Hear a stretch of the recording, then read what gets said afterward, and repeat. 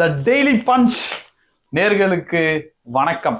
என்னடா இவன் சாமானியர்லயும் வந்து தொல்லை பண்றான், ஒரே நாள்லயும் வந்து அப்பப்போ தொல்லை பண்றான், இப்ப டெய்லி பஞ்ச்லயும் வந்து உட்காந்துட்டானே அப்படின்னு யோசிக்காதீங்க. இந்த நச்சு நான் நிகழ்ச்சின்றது நானும் சாரும் ஒரு வாரத்துக்கு முக்கியமான ஒரு 4 கொஸ்டின்ஸ் அந்தந்த வாரம் எடுத்து பேசலான் இருக்கோம். வாரம் ஒரு நாள் நானும் வருவேன் டெய்லி பஞ்ச்ல. வாங்க ஸ்ட்ரெயிட்டா கொஸ்டின்ஸுக்கு போவோம். அவருக்கு நான் இந்த சேனல்ல இன்ட்ரோடக்ஷன் கொடுக்க மாட்டேன், ஏன்னா இது அவர் சேனல். வணக்கம் சார். வணக்கம் நாகராஜ். வாங்க வாங்க. நான் தான் வரவேற்கணும், ஏன்னா நம்ம வீட்டுக்கு வந்திருக்கீங்களே. சொல்லுங்க நாகராஜ். சார், நம்ம வீடு எல்லாம் ஒரே வீடு தான் சார். ஒரே நாடுன்னும் போது ஒரே வீடா இருக்க கூடாதா? ஆனா உங்களுக்கு சின்ன வீடா இருக்கு சார். டேய், அளவில் சின்ன வீடு சார். பார்த்து உஷாரா பேசணும். ஓகே, நச்சுல 4 சார். ஃபர்ஸ்ட் கொஸ்டின் கேக்குறேன். அண்ணாமலை வந்து ரொம்ப லக்ஸரி லைஃப் வாழ்றாரு. அவர் வீட்டு வாசல்ல ஸ்விம்மிங் பூல் இருக்கு, வீடு பெருசா இருக்கு, அவர் ஃப்ரெண்ட்ஸ் தான் வந்து அவர் காசு கொடுக்குறாரு. இந்த மாதிரி காசு கொடுத்தா எவன் வேணா அண்ணாமலை ஆயிடலாம், என்னப்பா நீ நினைச்சுன்னு இருக்க, இந்த காசு என்கிட்ட கூட நானும் அண்ணாமலையாருன்னு பாதி பேர் சொல்லி தெரியுறாங்க. என்ன நினைக்கிறீங்க? அது வீட்டு வாசல்ல ஸ்விம்மிங் பூல் அப்படின்னா இப்போ மழை காலத்துல போனீங்களா? இல்ல சார், உண்மையிலே இருக்குன்னு சொல்லிட்டு நிறைய பேர் சொல்றாங்க சார், நான் கேட்கல. ரைட். இப்போ நான் கூட சொல்லலாம் தம்பி, நிறைய பேர் வந்து என்ன பெரிய ஒரு நஷ்டாருன்னு சொல்றீங்க, என்கிட்ட அந்த ரோலை குத்து பாருங்க, நான் அப்படியே சும்மா கலக்கலன்னு கலப்பிருப்பேன் அப்படின்னு சொல்லலாம். இங்க தமிழ்நாட்டுல ஒரு நடிகர் இருக்கார், இன்றைக்கும் இருக்கின்றார். அவருக்கு முதல்ல என்ன ரோலு சீனு குத்தாங்க தெரியுமா? ஒரு கீஞ்சி போன கோட்டு, பரட்ட தலை, தாடி வச்சுக்கின்னு ஒரு இரும்பு கேட்ட அப்படியே கதவை தாப்பால தள்ளிக்கின்னு உள்ளார வருவாருப்பா, நான் பைரவியோட புடிச்சேன் அப்படின்வாரு. அதுவும் பாத்தீங்கன்னா படத்திலேயே அந்த ஒரு கலை நிகழ்ச்சி பாட்டு பாடிட்டு இருப்பாங்க, அவர் அப்படியே நின்றுக்கினே செத்து போயிடுவாருப்பா. அப்படி ஒரு ரோல் குத்தாங்க. அதுல வந்து ஹீரோவா ஒருத்தர் நடிச்சாரு. ஆனா அந்த பரட்டத்தலை கீஞ்ச கோட்டுக்கிறாரு பாரு, அவர் தான் இன்னைக்கும் சூப்பர் ஸ்டாரா இருக்காரு. அப்ப யாராவது சொல்ல முடியுமா, எனக்கு அந்த கதவை திறக்கிற ரோல் குத்தும் தான் நான் கீழ்ச்சிருப்பேன் அப்படின்னு யாராவது சொன்னாங்கன்னா நீ எப்படி சிரிப்ப? குபீர்னு சிரிப்போம். ஒரு கம்பெனி அப்படின்னு சொன்னா அதுல வந்து புதுசா ஒரு இளமையான GM அப்படின்னு ஒருத்தர் கொண்டு வராங்க. அவர் நிறைய மாற்றங்கள்லாம் செய்கிறார், விற்பனை அதிகரிக்கிறார் அப்படின்னு சொல்லும் போது, அந்த கம்பெனிலேயே பல வருடங்களா இருந்த நான் தான் பெரிய சீனியர்னு சொல்லிக்கிறவங்க சில பேர் இருக்கலாம், இல்ல அந்த கம்பெனியை விட்டு வெளில துரத்தப்பட்டவர்கள் சில பேர் இருக்கலாம், இல்ல அந்த கம்பெனில எனக்கு இந்த போஸ்ட் கிடைக்கல அப்படின்னு வேற கம்பெனில ஒர்க் பண்ணிட்டு இருக்கவங்க இருக்கலாம், இல்ல மொத்தத்திலேயே வேற கம்பெனில இருக்கவங்க, அவங்க எல்லாம் பார்த்துட்டு என்ன பெருசா செஞ்சான், எனக்கு கூட அந்த போஸ்டை குத்தந்தா நானும் செஞ்சிருப்பேன். இந்த மாதிரி நிறைய டைலாக் நம்ம பார்த்திருப்போம். அதெல்லாம் செய்யாததுனால தானே இப்படி ஒருத்தரை கொண்டாந்து வச்சுக்கிறாங்க. அடுத்தது, இன்றைக்கு பல பேர் வந்து அரசியலுக்கு வராததற்கு காரணம், இல்ல ஈடுபாடு காட்டாததன் காரணம் என்ன அப்படின்னு கேட்டீங்கன்னா, இதுதான் நீங்க வந்து நம்ம டெமோக்ரஸி நாடகம் பார்க்கணும் அப்படின்னு சொல்றது. நிறைய விஷயம் சொல்லி நாடகத்தை வித்துக்கிட்டே இருக்கீங்க. எத்தனை தடவை போட்டாலும் அது ரெலவெண்டா இருக்குது, நானே பண்றது அது இன்னும் என்னோட திறமை நான் சொல்ல மாட்டேன். மக்கள் இன்னும் அதே மாதிரி இருக்கிறாங்க, அரசியல் இன்னும் அதே மாதிரி இருக்குது, மாறவே இல்லை. அதனால தான் ஒரு காரணம் என்னன்னா, அது பாருங்க, சாதாரணமா நீங்க வந்து அரசியல்ல மேல வரணும் அப்படின்னு சொன்னா உங்க அப்பா அம்மா இல்ல உங்க தாத்தா இவங்க யாராவது வந்து நிர்வாகியா இருந்திருக்கணும், எம்பியா இருந்திருக்கணும், மந்திரியா இருந்திருக்கணும். அப்பதான் தம்பி உங்களுக்கு வந்து டக்குன்னு ஒரு புஷ் கிடைக்கும். அப்படி இல்லாம நார்மல் ரூட் அரசியல்ல எப்படின்னு நல்லா யோசிச்சு பாருங்க. அதுவும் ஒரு ஏழை எளிய மக்கள், நடுத்தர மக்கள், இவங்க எல்லாம் பாத்தீங்கன்னா அந்த பகுதியில ஒரு நிர்வாகி இருப்பாரு, அவர் ஆண்ட போய் சேர்ந்துக்கணும் தினிக்கும், இல்லைன்னா அட்லீஸ்ட் ஒண்ணு விட்டு ஒரு நாளாவது அவர்கிட்ட போயிட்டு அண்ணே அண்ணே அப்படின்னு போய் நிக்கணும். அதுக்கப்புறம் அவர் ஏதாவது மீட்டிங்வாரு. இந்த மாதிரி நிறைய விஷயங்கள் இருக்கு. அப்போ இதுல கையை விட்டு காசு செலவு பண்றது அப்படின்றதும் இருக்குது. போஸ்டர் அடிக்கணும், போஸ்டர் ஒட்டணும், இந்த மாதிரி விஷயங்கள்லாம் இருக்கு இல்லையா? ஏன்னா நீங்க வந்து பிரபலமானோன்னு சொன்னா அண்ணனோட போஸ்டர் ஒட்டும் போது அது கீழே வந்து அவரது தம்பிகள் விருதுகள் அப்படின்னு அதெல்லாம் ஒட்டணும். அப்ப நீங்களும் மாதிரி அவங்க அது அந்த மாதிரி கான்ட்ரிபியூஷன்லாம் இருக்கு. இந்த மாதிரி நிறைய விஷயங்கள் இருக்கு. இப்போ நிறைய கட்சிகள் எடுத்துக்காங்க, நிர்வாகிகள் இருக்காங்க. அதுக்கப்புறம் இன்னும் சொல்ல போனா எம்எல்ஏக்களே இதுவரைக்கும் இல்லாத கட்சிகள். அதுக்கப்புறம் ஏதோ ஓரிரு சமயங்களில் எம்எல்ஏ வைத்திருக்கின்ற கட்சிகள். இந்த கட்சிகள்ல இருக்க நிர்வாகிகள் எல்லாமே நிறைய கட்சிகள், பேர் சொல்ல விரும்பல, அதே மாதிரி ஒண்ணு இல்லாத கட்சிகளும் இருக்கு, அது வேற விஷயம். பாத்தீங்கன்னா ஸ்கார்பியோல போறது, இப்ப வந்து தார், அதுதான் வந்து லேட்டஸ்ட் ட்ரெண்டு, அதுல போறது அப்படின்னு இருக்கிறத பாக்குறோம். எப்படி பணம் வருது அப்படின்னு இப்போ இந்த கேள்வி கேட்கறாங்க பாருங்க. அவங்கெல்லாம் அதை பத்தி ஒண்ணும் கேட்கறது கிடையாது. ஏன்னா எல்லாருக்கும் தெரியும் எப்படி வருது அப்படின்னு. அவங்களும் சொல்வதில்லை, இவர்களும் கேட்பதில்லை. ஆனா இப்போ ஒரு கட்சி தலைவர், ஒரு தேசிய கட்சிக்கு மாநில தலைவர் அப்படின்னு சொல்லும் போது அவருக்கு செலவு இருக்குமா இருக்காதா? கண்டிப்பா இருக்கும். அவரை பார்ப்பதற்கு நிர்வாகிகள் ஏராளமான பேர் வருவாங்க, அப்புறம் பொதுமக்கள் வருவாங்க, தொண்டர்கள் வருவாங்க. அப்ப அவங்க எல்லாம் வந்தா உட்கார்றதுக்கு, அதுக்கப்புறம் அவங்களுக்கு காபி டிஃபன் கொடுக்கணும், அது ப்ரிப்பேர் பண்றதுக்கு 2-3 ஆள் வேணும், அதுக்கப்புறம் வெளில கொஞ்சம் தோட்டங்கள்லாம் வைக்கணும். தலைவர், மாநில தலைவர் அப்படின்னும் போது இதெல்லாம் இருக்க வேணாமா? வெளில தோட்டத்துல உட்காந்து பேசுவாங்க.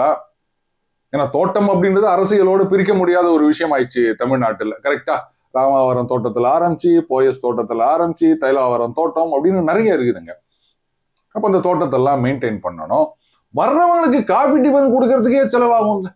இப்ப நீ வந்திருக்க, நான் சத்தியமா ஒன்னும் வாங்கி கொடுக்க மாட்டேன், எனக்கு செலவு இல்லை, பிரச்சனை இல்லை, அதான் உனக்கும் தெரியும், நானும் கொடுக்க மாட்டேன் அப்படின்னு சொல்லிட்டு, அதனால எந்த பிரச்சனையும் கிடையாது. ஆனா நான் உனக்கு ஏதோ கொடுக்கணும், அந்த கேமராமேன் தம்பிக்கு நான் ஏதோ கொடுக்கணும், காஃபி டிஃபன் வச்சுக்கோங்க. அப்ப அந்த செலவுக்கு நான் என்ன பண்ணுவேன்? ரைட்டா? அப்ப இந்த செலவுக்கு பயந்துக்குன்னு ஒரு எஃபிஷியன்ட் அண்ட் குவாலிஃபைடு பர்சன் வராம இருக்காரு அப்படின்னு சொன்னா, அப்போ அந்த மாதிரி என்னங்க இவ்வளவுதானங்க செலவு, அதை கட்சி பார்த்துக்கோங்க. கட்சிக்கு எதுக்கு நீங்க நிதின்னு வாங்குறீங்க? எல்லா கட்சியும் நிதி வாங்குறீங்கல்ல, எலக்டோரல் பாண்டா இருக்கட்டும், இல்ல பாண்ட் இல்லாம கொளுறு கொத்து இதுல வச்சு வாங்குறதா இருக்கட்டும், வாங்குறீங்கல்ல, அதெல்லாம் என்ன பண்றீங்க? அப்ப எந்த பிரச்சனையும் இல்லைங்க, நாங்க பாத்துக்கிறோம். சரி, நண்பர்கள் கொடுக்குறாங்கன்னா சோபாட்டு உனக்கே எரியுது. நான் என்ன கேட்கறேன்னா, அவருடைய நண்பர்கள், ரைட்டுப்பா, இது நாங்க அரசியல்ல ஒரு மாற்றம் வேணும்னு நினைக்கிறோம், அதனால எங்களால டைரக்டா இறங்க முடியாது, எத்தனையோ காரணங்கள் இருக்கலாம். இப்ப நீ இறங்கிருக்கியா, சரி ரைட்டு, உன் செலவுக்கு நாங்க ஸ்பான்சர் பண்றோம் அப்படின்னு சொல்றதுல என்ன தப்பு? ஆனா இங்க பலன் எதிர்பாராமல் ஒருத்தர் கொடுக்குறாரு, நண்பருக்கு ஹெல்ப் பண்றாரு போது அதை உங்களால ஏத்துக்க முடியல. ஐய, உதவின்னா அது ஏதோ எதிர்பார்த்து தானே இருக்கணும், அது லஞ்சமா தானே இருக்கணும் அப்படின்னு முடிவு பண்ணிட்டா அதுக்கு யாரு என்ன பண்ண முடியும்?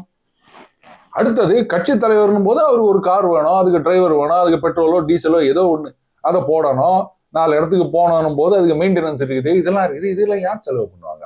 கட்சி செலவு பண்ணுதுன்னா நீயே கடந்து குதிக்கிற. அதனால இதுல எந்த விதமான தப்பும் இருக்கிறதா தெரியல. சொல்ல போனா எல்லா கட்சிகளும் இந்த மாடலை ஃபாலோ பண்ணணும் அப்படின்னு நினைக்கிறேன் நாகராஜ்.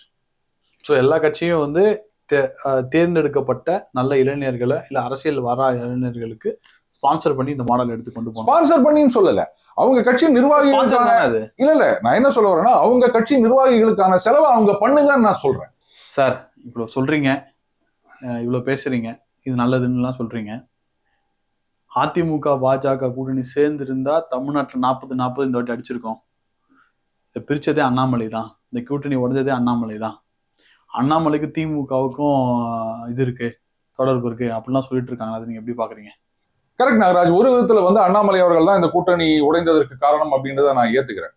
ஏன்னா அவருடைய பேச்சுக்கள், செயல்பாடுகள் அப்படின்றது பெரும்பாலும் எந்த திராவிட கட்சியுடன் கூட்டு வேண்டாம், நாம இந்த புது மாதிரியான ஒரு அரசியலை கொண்டு வரப்போகிறோம், ஊழலுக்கு எதிரான அரசியலை நாங்கள் முன்னெடுத்து செல்கிறோம், அதனால எதுக்கு இவங்க அப்படின்னு அவர் நினைச்ச மாதிரி தான் அவருடைய கடந்த கால செயல்பாடுகள் தெரிகின்றது.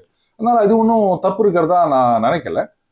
கட்சி இப்படி ஒரு ரோட் மேப், இப்படி ஒரு பிளான் அப்படின்னு அவங்க டிசைட் பண்ணியிருக்காங்க, இது மேலிடத்தின் ஆதரவும் இருக்கின்றது. அப்புறம் அவங்களே கவலைப்படல அப்படின்னும் போது ஏங்க மத்தவங்க உட்காந்து கவலைப்பட்டு நிற்கிறீங்க? இதுல அண்ணாமலைக்கும் திமுகவுக்கும் ரகசிய தொடர்பு இருக்கின்றது அப்படின்னு சொன்னா ஒரு விஷயம் நீங்க கவனிக்கணும். இந்த டிஎம்கே ஃபைல்ஸ் தான் ரிலீஸ் பண்ணி நிற்கிறாரு. எல்லாரும் கூட கேட்டாங்க, அதாவது இந்த கூட்டணி உடையறதுக்கு முன்னாடி கூட கேட்டாங்க, அதிமுக ஃபைல்ஸ் ரிலீஸ் பண்ணுவீங்களா அப்படின்னு கேட்டாங்க. எப்பவுமே ஒரு விஷயம் புரிஞ்சுக்கணும், ஆட்சியில் இருக்கும் கட்சிக்கு எதிராகத்தான் ஊழல் புகார்கள் அப்படின்றது பெரிதாக பேசப்படும். ஆட்சியை விட்டு போனவங்களை பத்தி அப்படின்னா இப்ப ஆண்டு கொண்டு இருக்கிறவர்கள் அவங்க தான் பண்ணணும். அவங்களே ஒன்றும் பண்ணல அப்படின்னா அப்ப திமுகவும் அதிமுகவும் ரகசிய உறவு அப்படின்னு சொல்றீங்களா? சார், அண்ணாமலை மாஸ் லீடர் ஆகிட்டார் சொல்றாங்க, அதாவது அவர் வளர்ந்துட்டாரு அப்படின்னு சொல்றாங்க. உண்மையே வளர்ந்திருக்காரா இல்ல இது செயற்கையான வளர்ச்சி தோற்றம் காமிக்கப்படுகிறதா? அதாவது உன்னை பத்தி தெரிஞ்சுக்கணும் அப்படின்னா உன்னுடைய எதிரிகள் அவங்க உன்னை பத்தி என்ன பேசுறாங்க அப்படின்றத வாட்ச் பண்ணணும். ஒண்ணு பொறாமையில வைத்தறிச்சல பேசுவான், அதை விட்டுருங்க.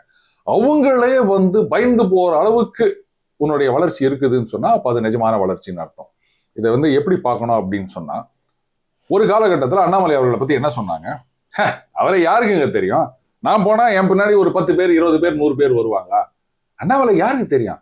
இந்த பைய பிடிப்பான்னு சொல்லுவாங்க. இப்படி சொன்னவங்க அதுக்கப்புறம் பாத்தீங்கன்னா அந்த வைத்தறிச்சல் பேர்வழிகளுடைய அடுத்த கட்ட பரிணாம வளர்ச்சி எப்படி இருந்தது அப்படின்னு சொன்னா, என்ன பெருசா கூட்டம் வந்துருது, ஒண்ணுமே பெருசா அங்க கூட்டம் இல்லை அப்படின்னு சொன்னாங்க.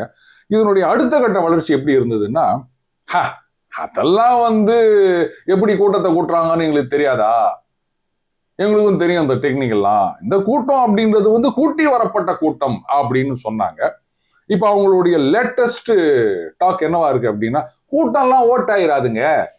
இது சோ அவர்கள் சொல்லியிருக்கார், கலைஞர் அவர்கள் சொல்லியிருக்கார், இந்த மாதிரி நிறைய பேர் சொல்லிக்கிறாங்க. ஆனா கூட்டம் வந்தா அது கட்சி வளர்ந்து விட்டது, ஜெயிச்சிரும் அப்படின்லாம் நினைக்காதீங்க அப்படின்னு. எப்படி ஒரு காலத்துல அவர் யாருக்குமே தெரியாது, பையப்புடின்னு சொல்லுவாங்க அப்படின்னு சொல்லப்பட்டவர் இன்னைக்கு எப்படி ஆயிட்டாரு, கூட்டம் எல்லாம் ஓட்டாகாது அப்படின்ற அளவுக்கு வந்துட்டாரு. இது வளர்ச்சி கிடையாதா? அடுத்தது பாஜக வளரல, அண்ணாமலை வளரல அப்படின்னு சொல்றீங்களா? அப்படி சொல்றவெல்லாம் எதை வச்சு சொல்றீங்க? நீங்க ஏதாவது சர்வே எடுத்தீங்களா? அப்படி பார்க்க போனா உள்ளாட்சி தேர்தல்ல உடனே சொல்லலாம், சார் கொஞ்சோண்டு இடத்துல தான், இந்த இடத்துல ஓட்டு வாங்கினாங்களா இல்லையா? என்ன அப்ப அவசர அவசரமா எடுத்த முடிவை அதனால நின்றாங்க, ரைட்டு. அப்ப அதுக்கும் இதுக்கும் எவ்வளோ நாள் கடந்து விட்டோம்ல. அப்ப எவ்வளவு நாள் அவர் ஊர்வலம் போயிருக்காரு, பாத யாத்திரை போயிருக்காரு. அங்க வருகின்ற மக்கள், அந்த மக்களோட காம்போசிஷன் பார்த்தாலே தெரியும் நாகராஜ். அது கூட்டி வர கூட்டமா இல்ல தானா சேர்ந்த கூட்டமா? குழந்தை குட்டிகளோட வந்திருக்காங்க, வயசானவங்க குடும்பமா வராங்க. யாராவது காசு கொடுத்து குடும்பமா கூட்டு வருவாங்களா? அந்த கூட்டத்தை பார்த்தாலே நமக்கு தெரியும். அதனால கட்சி வளர்ந்திருக்கின்றது. அண்ணாமலை அவர்கள் ஒரு பெரிய என்ன சொல்றது, ஒரு எதிர்பார்ப்பை உண்டாக்கி இருக்கின்றார் மக்கள் மத்தியில. அதனாலதான் நான் சொன்னேன் 20% அப்படின்னு நான் தைரியமா சொன்னேன். நான் சீட்டை பத்தி நான் இன்னி வரைக்கும் எதுவும் சொன்னது கிடையாது. என்ன நான் அதை பத்தி கவலைப்பட்டதும் கிடையாது. சொல்ல போனா பாஜக தொண்டர்கள், ஆதரவாளர்கள் அவங்களும் அதை பத்தி கவலைப்படாதீங்கன்னு தான் நான் சொல்றேன். இது எலிமினேட்டர் மேட்ச். ஸோ அந்த ரன் ரேட் இன்க்ரீஸ் பண்ணிக்கோங்க. ரன் ரேட்டை இன்க்ரீஸ் பண்ணீங்கன்னா ஆட்டோமேட்டிக்கா அது எலிமினேட் ஆயிரும். இதுதான் நான் சொல்ற ஒரே ஒரு பதில் நாகராஜ். சார், நச்சில் 4 முகழ் எபிசோட் 1ல last question for this episode. நீங்க திமுகவா, அதிமுகவா, பாஜகவா? இல்ல தம்பி, இப்போதைக்கு நான் அண்ணன் புட்டின் அவர்களுடைய கட்சியில இருக்கேன். அவர் கட்சியுடைய தமிழ் மாநில தலைவரா இருக்கேன். நான் எடப்பாடி போய் மீட் பண்ண போறீங்க? ரஷ்யால இருந்து புட்டின் ஒருத்தர் அமைச்சிருக்காரியா, 2 நாள்ல அவருடைய பேட்டி எடுக்கிறோம். அதுல இருந்தே நீங்க தெரிஞ்சுக்கலாம் அண்ணன் புட்டினுடைய அதிகாரப்பூர்வமான தமிழ் மாநில தலைவர் நான் தான் அப்படின்னு. நிச்சயமா நாகராஜ், செவ்வாய் புதன்ல அந்த ரஷ்யன் அவருடைய இன்டர்வியூ நம்ம டெய்லி பஞ்ச்ல வரப்போகின்றது, பார்க்கலாம். ஓகே, நன்றி சார், தேங்க்யூ சோ மச். நன்றி நாகராஜ். அடுத்த வாரம் சந்திப்போம்.